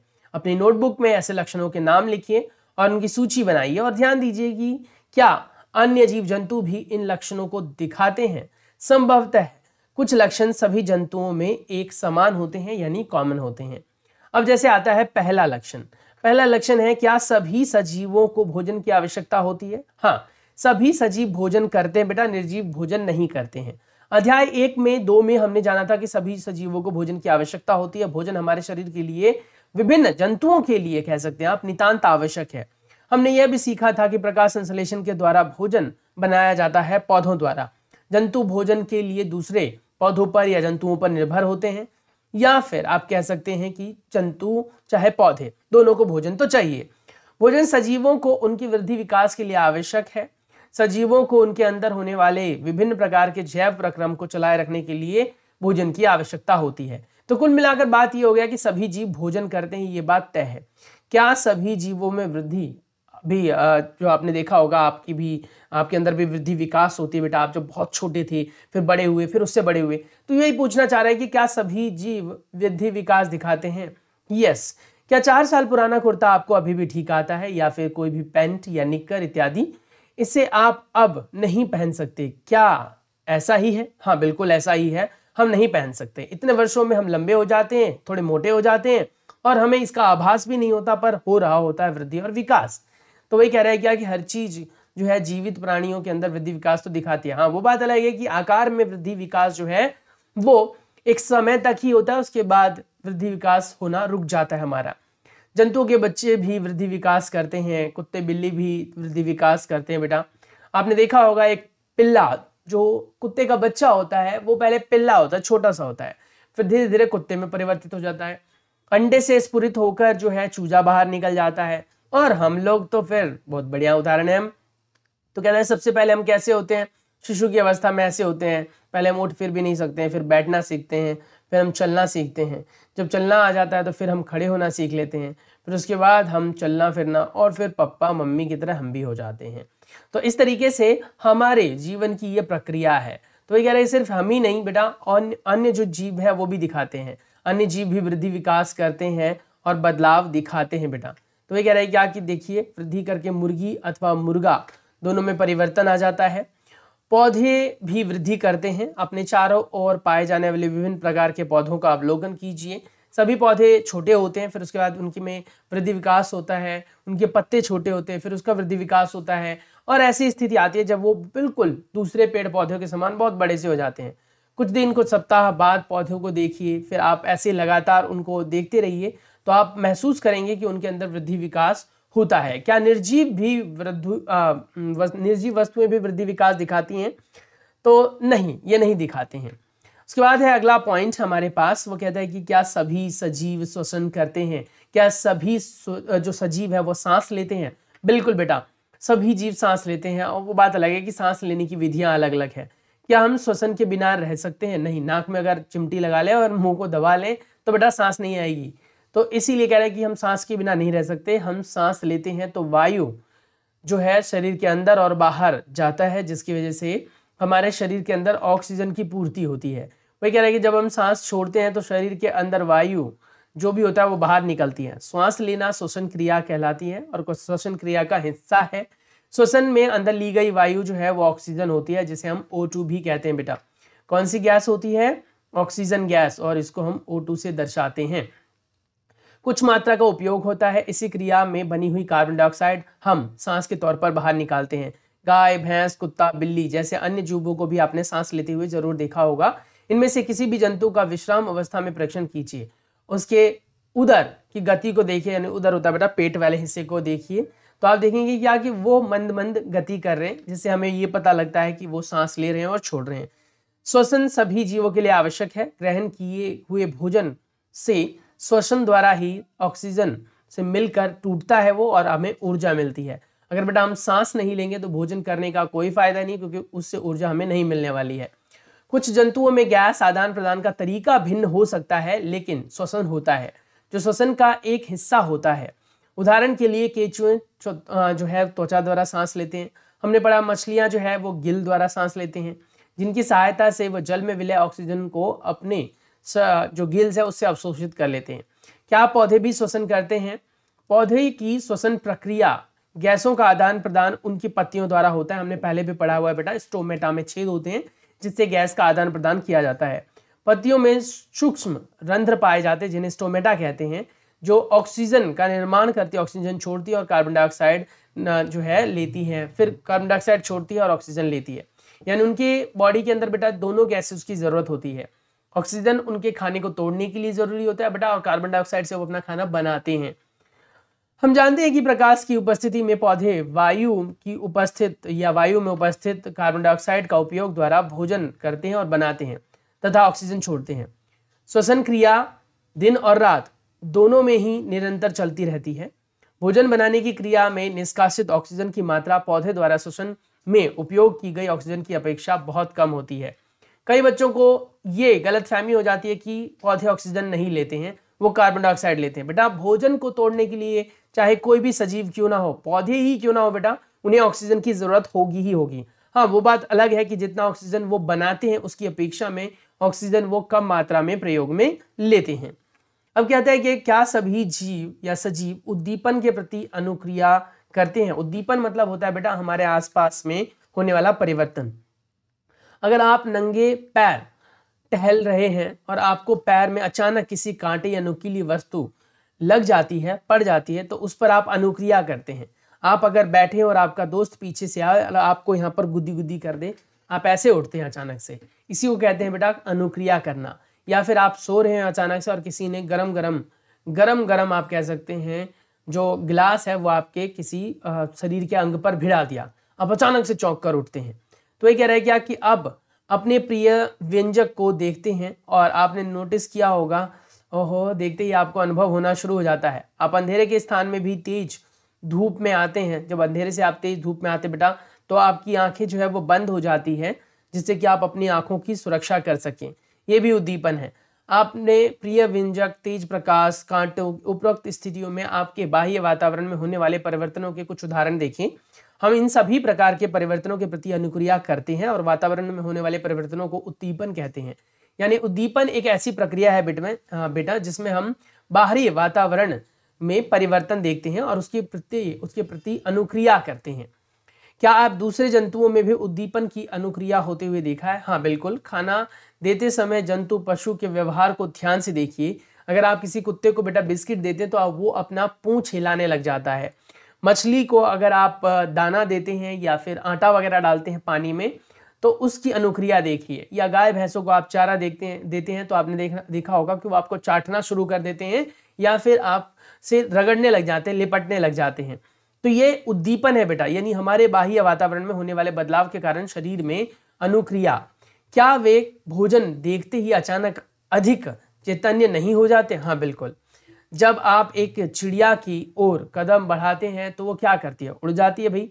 अब जंगली जानवर पर तीव्र प्रकाश डालते हैं, जब आप जंगली जानवर पर तीव्र प्रकाश डालते हैं तो वे भाग खड़े होते हैं। क्यों? क्योंकि उन्हें अंधेरे में शिकार करने की आदत होती है। यदि इस प्रकार रात्रि में आप रसोई घर में बिल्ली प्रदीप्त हो जाए या आ जाए, कॉकरोच अचानक अपने छिपने के स्थान में भाग जाते हैं। यानी कि बल्ब प्रदीप्त हो जाए, मैंने बिल्ली पढ़ लिया, मैंने कि बल्ब को अगर जला दिया जाए बेटा, तो आपने देखा होगा कॉकरोच अचानक से भागने लग जाते हैं। क्या आप जंतुओं में उद्दीपन के प्रति अनुक्रिया को देख सकते हैं? हाँ, ये उनके उदाहरण हैं। क्या पौधे भी उद्दीपन के प्रति अनुक्रिया करते हैं? हाँ जी। कुछ पौधे केवल रात्रि के समय ही खिलते हैं। कुछ पौधों के पुष्प सूर्यास्त के बाद बंद हो जाते हैं। छुई मुही या फिर गुलमेहंदी के जो पौधे होते हैं उनकी जो पत्तियां होती है वो छूने पर अचानक मुरझा जाती है या सिकुड़ जाती है। तो ये सारी चीजें आपने जरूर देखी होंगी, है ना। तो वही कह रहा है कि जीव जंतु जितने भी हमारे आसपास में पाए जाते हैं बेटा वो सभी उद्दीपन दिखाते हैं। कई सीधे तौर पर, कई नहीं दिखते इतने आसानी से, लेकिन टाइम लगता है पर वो दिखाते हैं। पेड़ पौधे को भी आपने देखा होगा बेटा उद्दीपन दिखाते हुए।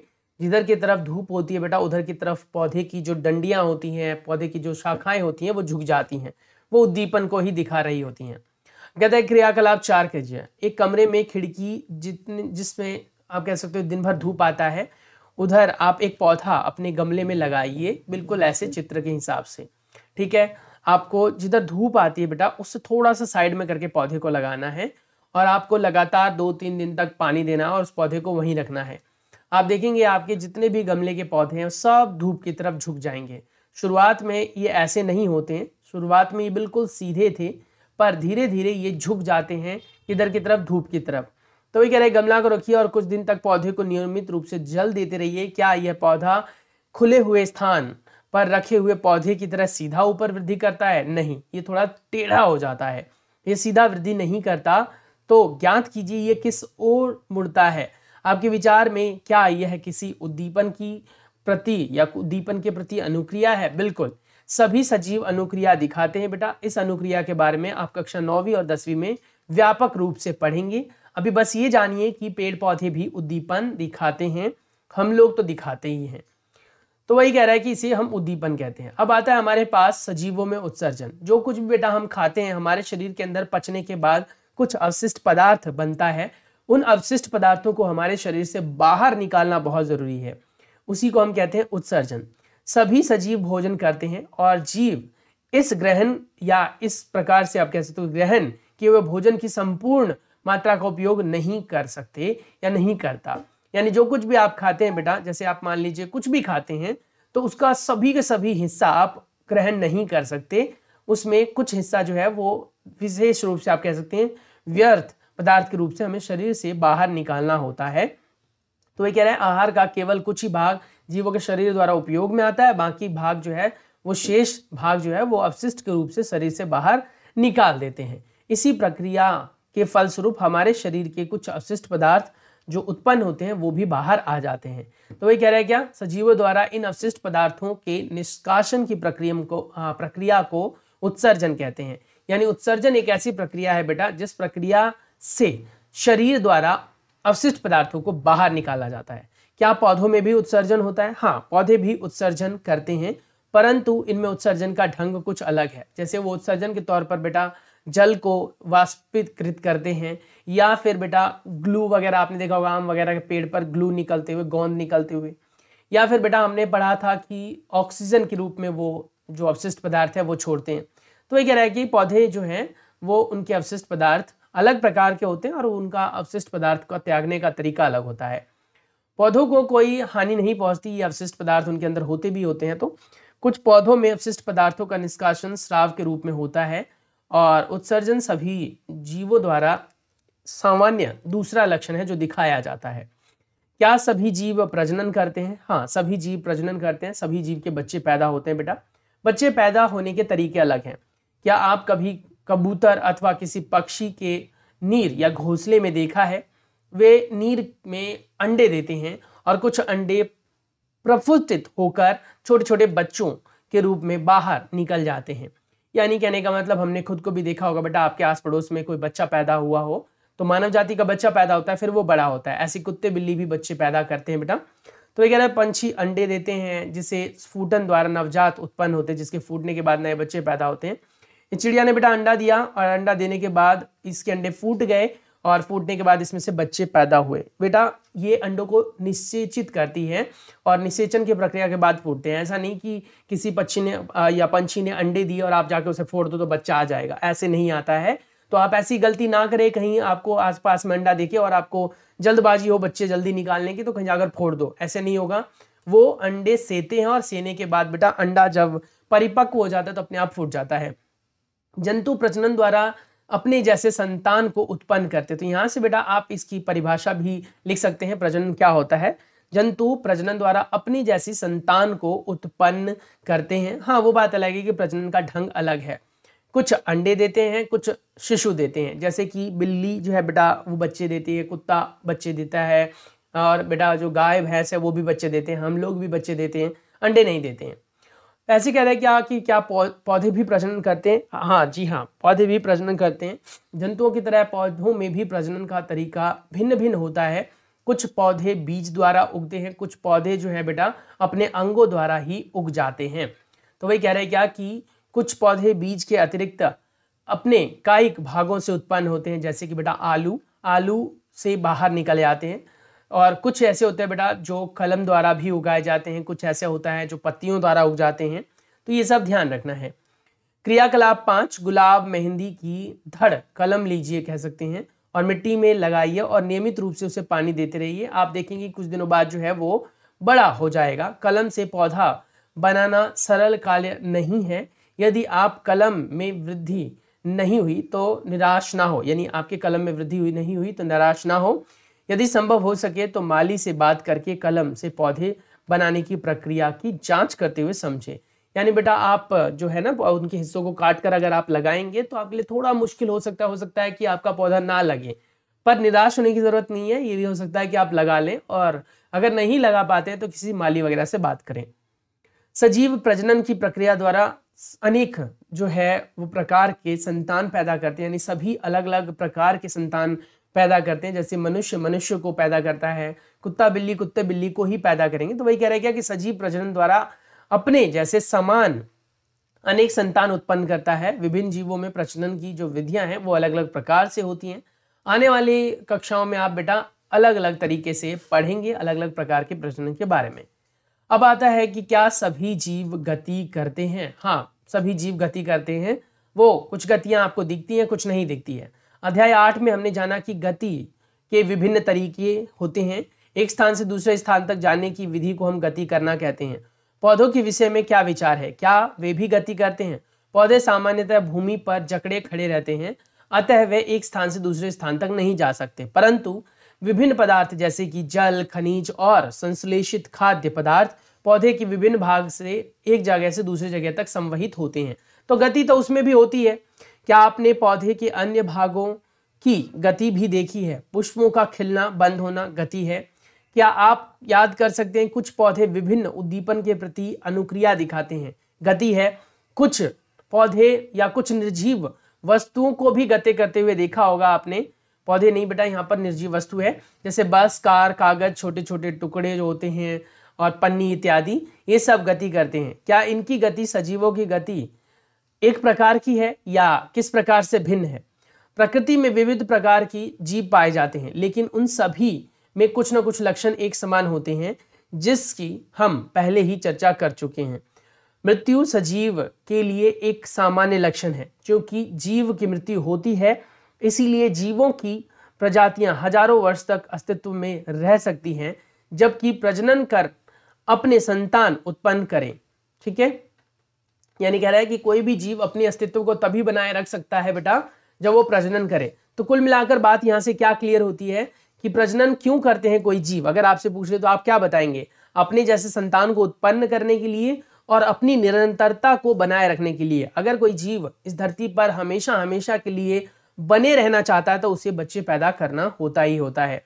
एक अकेला जीव प्रजनन किए बिना भी मर सकता है, परंतु सजीव की प्रजाति तभी अस्तित्व में रहती है जब उसके सदस्यों में प्रजनन होता है। तो प्रजनन जरूरी है। हमने देखा कि सभी सजीव वस्तुएं एक दूसरे से कहीं न कहीं विभिन्न लक्षणों के समान लक्षणों के साथ है, यानी कुछ लक्षण एक समान है, कुछ लक्षण अलग अलग हैं। उन सभी को भोजन की आवश्यकता है, सभी में समान है। उन सभी को श्वसन, उत्सर्जन, उद्दीपन और प्रजनन, गति करना, वृद्धि करना तथा मृत्यु सभी में समान है। तरीके अलग अलग हैं लेकिन समान है। क्या हम ऐसे कुछ निर्जीव वस्तुओं को जानते हैं जिनमें लक्षणों में कुछ लक्षण ये दिखाई देते हैं, जिनमें इन लक्षणों में से जैसे कार, साइकिल, घड़ी, नदी आदि, इनके जो आप लक्षण देखें तो मिलते जुलते मिल जाएंगे। आकाश में चंद्रमा की गति, चंद्रमा गति करते हैं लेकिन वो जीवित तो नहीं है बेटा। हमारे देखते देखते बादल का आकार में वृद्धि होना, लेकिन वो जीवित तो नहीं है। तो वही कह रहे हैं क्या कि ऊपर वाले लक्षण जो दिखाता है ना, सभी लक्षण, ये सभी लक्षण दिखाने चाहिए। उनमें श्वसन होनी चाहिए, उत्सर्जन होनी चाहिए, उद्दीपन होनी चाहिए, प्रजनन होनी चाहिए और मृत्यु भी होनी चाहिए। ये सभी अगर दिखाते तो वो सजीव है, अदरवाइज नहीं है। तो वही कह रहे हैं कि क्या इन वस्तुओं को सजीव कहा जा सकता है? हमने स्वयं से प्रश्न करना, ये कह रहा है हमें स्वयं से प्रश्न करना होगा कि क्या इनमें सजीवों के कुछ लक्षण पाए जाते हैं। सामान्यतः सजीव वे सभी लक्षण पाए जाते हैं जिनकी हमने चर्चा की, परंतु निर्जीव वस्तुओं में सभी में से कोई एक लक्षण दिखाई देता है, ये सभी लक्षण दिखाई नहीं देंगे। क्या यह हमेशा सत्य है? क्या हमें सजीवों में भी वे लक्षण जिनकी हमने चर्चा की हमें निश्चित रूप से दिखाई देती है? क्या हमें निर्जीवों में भी सभी लक्षण सभी एक साथ कार्य करते हुए दिखाई देते हैं? उनमें से मात्र कुछ ही लक्षण दिखाई देते हैं? ये सवाल उठता है हमारे दिमाग में। इस विषय की और अच्छी प्रकार से समझने के लिए आइए किसी बीज के विषय में विचार करें। कुछ विशिष्ट उदाहरण देखें।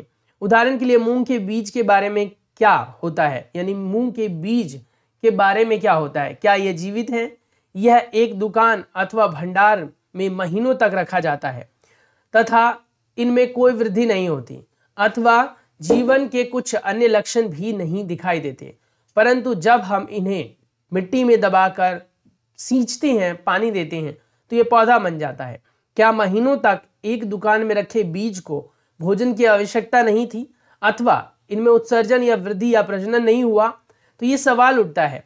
हमने देखा कि कुछ ऐसे भी उदाहरण हैं जब हम सरलता से नहीं कह सकते कि उनमें सजीवों के भी लक्षण दिखाई दे रहे हैं जिनमें इन्हें जीवित कहा जा सके। फिर जीवन क्या है? गेहूं की बोरी में अपना हाथ डालिए, क्या आपको कुछ गर्मी का अनुभव होता है? गेहूं की बोरी में गर्मी उत्पन्न होती है। यह गर्मी बीजों के श्वसन के कारण उत्पन्न हुई। हमने देखा कि बीजों में श्वसन की क्रिया उस समय भी चलती है जबकि अन्य जैव प्रक्रम उतने सक्रिय नहीं होते हैं। संभवतः हमारे प्रश्न आखिर जीवन क्या है का उत्तर देना इतना सरल नहीं हो सकता, परंतु अपने चारों ओर जो भी जीव जंतु पाए जाते हैं उनकी विविधता को देखकर अचानक मुंह से निकलता है, जीवन सुंदर है। यानी कहने का मतलब ये हो गया बच्चों कि हमारे आसपास में बहुत सारे जीव पाए जाते हैं, सभी के अनेक लक्षण हैं, सभी अलग प्रकार से श्वसन करते हैं, प्रक्रिया करते हैं, पर इन सब के चलते हमने एक चीज तो समझ ली और सीख ली कि जीवन सुंदर है।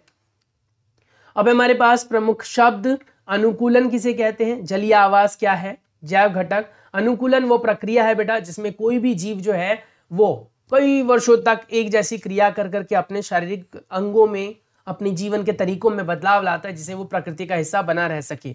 जलीय आवास मतलब ऐसे जीव जो जल में रहते हैं वो जलीय आवास दिखाते हैं।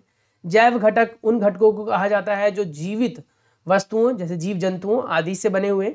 उत्सर्जन एक प्रक्रिया है जिसमें भोजन जो हम करते हैं बच्चों, उसका बचा हुआ हिस्सा जो अवशिष्ट पदार्थ है वो शरीर से बाहर त्यागा जाता है।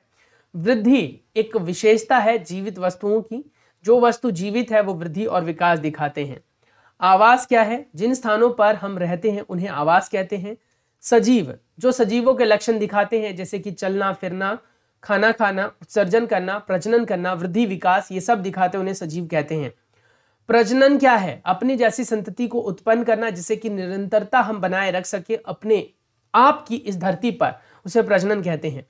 श्वसन एक प्रक्रिया है जिसके द्वारा हम सांस लेते हैं, ऑक्सीजन को लेते हैं और खाए हुए भोजन से ऊर्जा प्राप्त करते हैं। उद्दीपन क्या है? उद्दीपन एक प्रक्रिया है जिसके फलस्वरूप हम कह सकते हैं बाहरी वातावरण के आसपास के चीजों के टुवर्ड या उनकी तरफ हम कोई प्रतिक्रिया करते हैं। इन सभी प्रमुख शब्दों के बेटा लिखित स्टेटमेंट में आप लोगों को अगले वीडियो में दूंगा। चैनल के साथ बने रहिए जिससे कि आपको वो सभी वीडियोस मिलती रहें।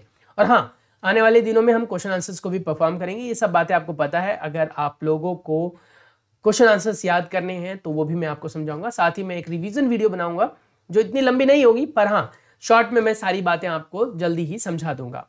अगला हमारे पास सारांश।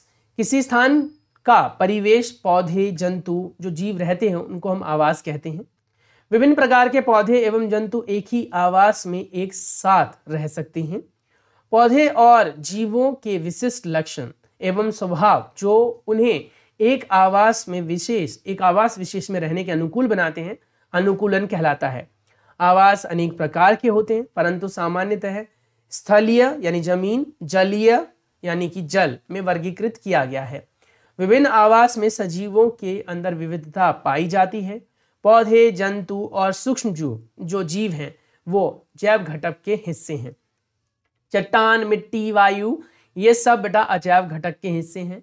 सजीव वस्तुओं के कुछ सामान्य लक्षण हैं, जैसे भोजन की आवश्यकता, श्वसन करना, उत्सर्जन, पर्यावरण के प्रति अनुक्रिया करना यानी कि उद्दीपन करना, प्रजनन, वृद्धि और विकास करना, ये सब दिखाते हैं वो जीव।